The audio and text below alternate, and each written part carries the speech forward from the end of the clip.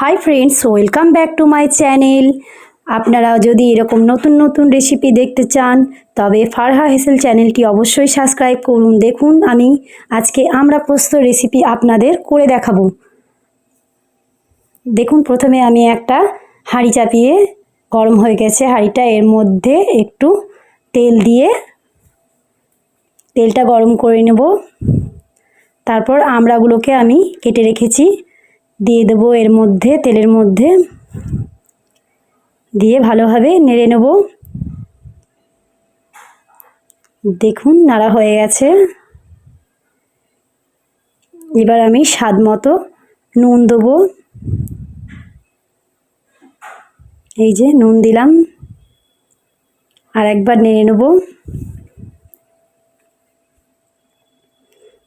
তারপর এর মধ্যে অল্প পরিমাণে আমি জল দেবো। তারপর ঢাকা দিয়ে আমি 10 মিনিটের মতো এটা আমড়াটা সেদ্ধ করে নেব। দেখুন কত সুন্দর ফুটছে, জলটা হয়ে গেছে, সেদ্ধ হয়ে গেছে। এর মধ্যে আমি পোস্ত বাটাটা দেবো। পোস্তর মধ্যে আমি 2টো কাঁচা লঙ্কা, একটা পেঁয়াজ আর সামান্য রসুন দিয়ে আমি এটা বেটে নিয়েছি।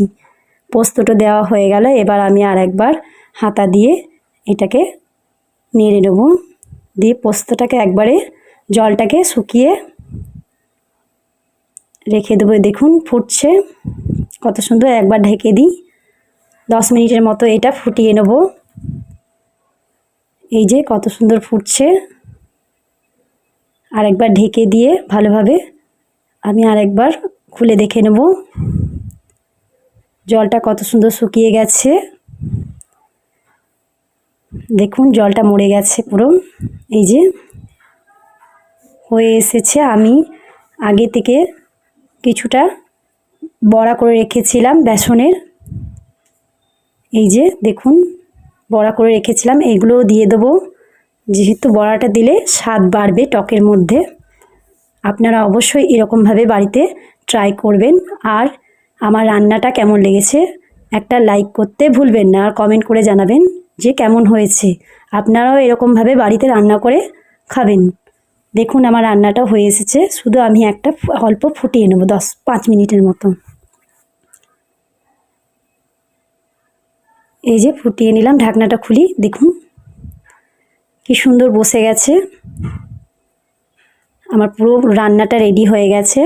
এবার আমি নামিয়ে নেব। এই যে হয়ে গেছে, কত সুন্দর পোস্তর কালার এসেছে। আপনারা অবশ্যই বাড়িতে এরকমভাবে ট্রাই করবেন। আর কেমন লেগেছে আপনাদের অবশ্যই কমেন্ট করবেন। দেখুন হয়ে গেছে।